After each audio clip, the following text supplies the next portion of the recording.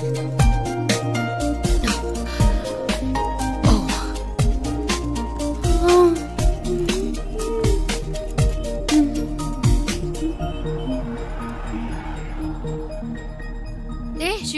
నువ్వు ఇంకా వెళ్ళలేదా? ఓహ్, ఇంకా బొంబాయిలోనే తిరుగుతున్నావా? నీ ప్రాబ్లం సాల్వ్ అయిందా లేదా? మా అంకుల్తో చెప్పి నీకేమైనా హెల్ప్ చేయమన్నా? పర్చేస్ మొత్తం అందరూ పైనే ఉన్నారు. సడన్ గా తీసుకొచ్చారు. అది తీసుకో ఇది తీసుకొని ఒకటే గొడవ, ప్రాణం తీసేస్తున్నారు. నువ్వు ఇంట్లోనే చూసావు కదా ఎలా నెత్తి మీద పెట్టుకున్నారో. ఇలా చెప్పా పెట్టకుండా తీసుకొచ్చేసి అది కావాలా ఇది కావాలని అడిగితే మనకి ఇబ్బందిగా ఉంటుంది కదా. అందుకే కిందకు వచ్చేసాను. నైస్ కార్ యునో, చిన్న జర్క్ కూడా లేదు. రియల్లీ. కొనేటప్పుడేమో 100 1000 చెప్తారు, అమ్మేటప్పుడు పావలాకి 10 పైసలకి అడుగుతారు. నీ గాజులు అమ్మితే ఇదే వచ్చింది అమ్మా. అది ఉంచుకోండి, అది మీకే. మనకి మంచి లైఫ్ స్టార్ట్ అయింది. గేట్ దగ్గర నుంచున్నాడు. ఎందుకు పాతవని చేతికున్న గాజులు తీసిచ్చాను.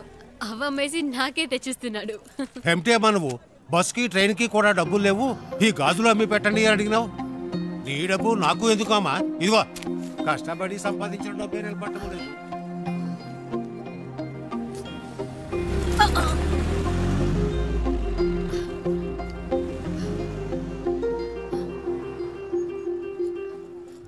ఎప్పుడు లేనిది ఏంటి ఇది కొత్తగా? సడన్ గా ప్రేమ పొంగొచ్చిందా? లేచిపోయిన దానికి పుట్టిందే కదా. గుండెల మీద తన్నేసిపోయింది వీళ్ళమ్మ. ఇంకా కళ్ళ ముందు మెదులుతోంది. ఇప్పుడిప్పుడే కోలుకుంటున్నాం. నాకెప్పటికీ మనశ్శాంతి అనేది ఉండదా? మన కుటుంబ గౌరవాన్ని సంతోషాన్ని పాడు చేయడానికే దాపరించింది. ఎక్కడికి పోతాయి ఆ బుద్ధులు? వాళ్ళ అమ్మేమో మనల్ని కాదనుకుని ఇంట్లోంచి వెళ్ళిపోయింది. ఇదేమో వాళ్ళ నాన్న ఏర్పాటు చేసిన పెళ్లి కాదనుకుని వచ్చేసింది. మమ్మల్ని క్షోభ పెట్టడం వల్లే దీనికి పరిస్థితి వచ్చింది. చెప్పేది వినరా, గట్టిగా అరవకు. దానికి వినపడుతుందేమో. వినపడాలనే మాట్లాడుతున్నాను. మన కుటుంబంలో దానికి చోట్లేదు. దానికి ఏదైనా చేయాలనుకుంటే వేరుగా ఉంచి చెయ్యి. లేదు అదే ముఖ్యం అనుకుంటే మమ్మల్ని వదిలేయి. మేము బయటికి వెళ్ళిపోతాం. మీరే నిర్ణయించుకోండి.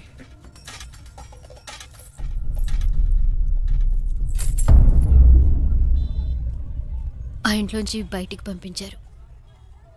వాళ్ళకి నచ్చలేదు. అమ్మ గురించి తప్పుగా మాట్లాడారు. అందుకే నేను అక్కడ ఉండలేకపోయాను, వచ్చేసాను. అమ్మ చెప్పింది తాతగారి పేరు మీద బాంబేలో రోడ్డే ఉందని. కానీ ఇప్పుడు రోడ్డు మీద వచ్చి నుంచునే పరిస్థితి వస్తుంది అనుకోలేదు. 3 రోజులు నా కోసం కష్టపడి తీసుకొచ్చావు. ఇవన్నీ నీకు తెలియడం ఎందుకని నేను మెయింటైన్ చేశాను. అంతలో ఆ ముసలోడు వచ్చి మొత్తం చెడగొట్టేశాడు.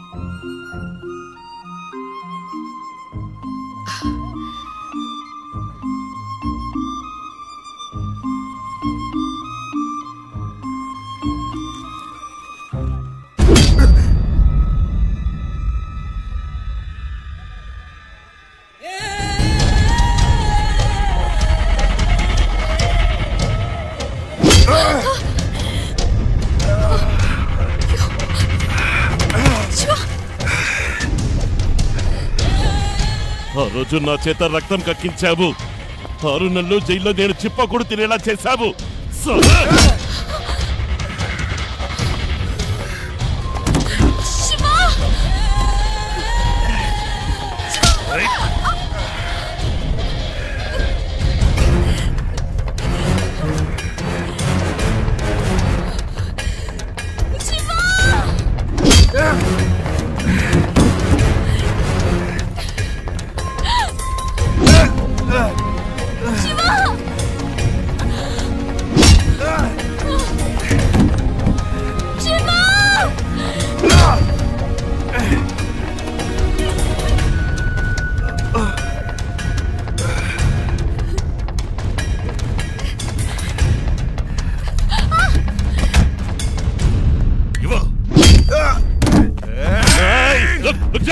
దీనికి నీకు ఏ సంబంధము లేదు.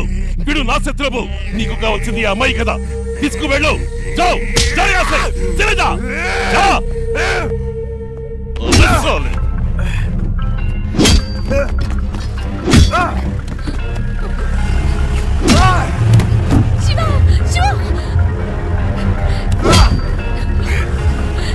చిన్న మెల్లగా పోని, వాడు దెబ్బలు తిండం చూసేద్దాం.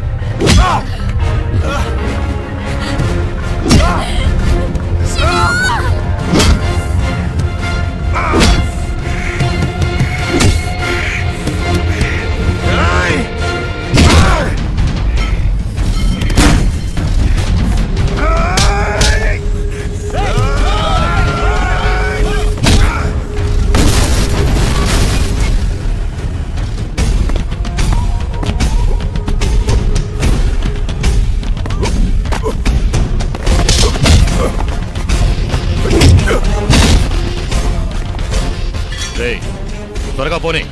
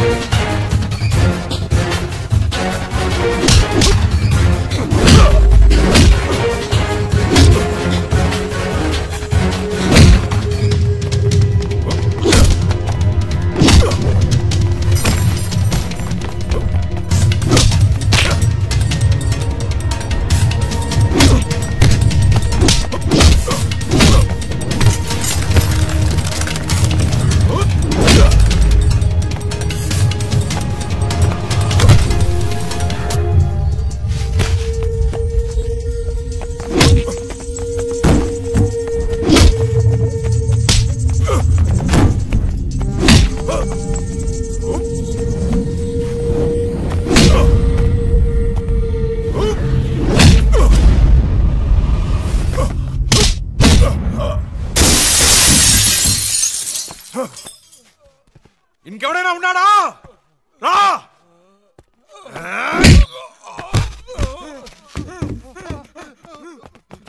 ఇంకోసారి ఈ అమ్మాయి కోసం నా కోసం వస్తే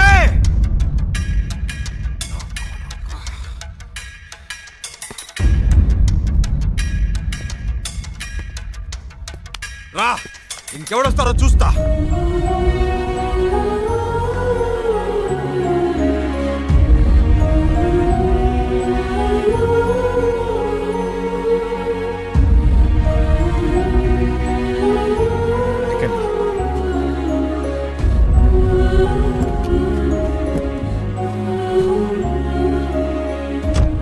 ఇంకెవడు రాడు, భయపడకండి, నేను చూసుకుంటా.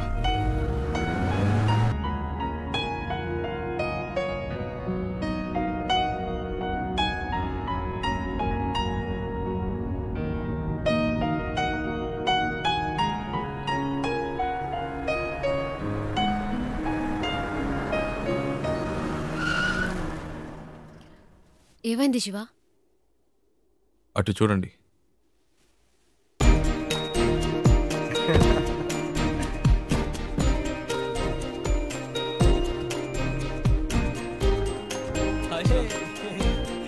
హాయ్. రేయ్ చెప్పనే లేదు ఈ అమ్మాయితో కలిసి వస్తున్నావని. తెగ విసిగించాడండి. టార్చర్ తక్కువలేకపోయాం. రేయ్ బెంగళూరులో మిమ్మల్ని మొదటిసారి బస్సులో చూసినప్పటి నుంచి మా ప్రాణం తీశాడు. బెంగళూరులో బస్సులో నన్ను చూసాడా? ఏమండి మీ వల్ల వీడు ఇంటర్వ్యూ మిస్ చేసుకుని వచ్చాడు. ఇంటర్వ్యూనా? ప్రతిసారి ఏం జరిగినా మాకు ఫోన్ చేసి మా పని చెరగొట్టేవాడు. ఆ, నేను మీ అమ్మ మీ ఇంట్లో వదిలొచ్చాక తెగ ఏడ్చాడు. కూల్ చేసేసరికి మా ప్రాణాలు పోయాయి. నువ్వంటే తనకి అంత ఇష్టం తెలుసా? ఆ విషయం చెప్పరా అంటే చెప్పకుండా నువ్వే ముందు చెప్తావని కథలు చెప్పాడు. చారు చారు అని రోజుకి 1000 సార్లైనా నీ పేరు చెప్తాడు.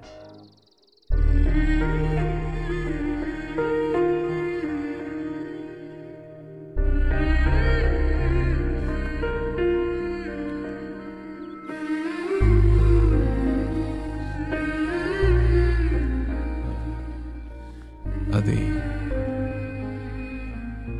వాళ్ళేదో తమాష్కి అలాంటిదేమీ లేదండి. నిజంగా మీరు ఏ ఇంకా ఎందుకు దాస్తావు?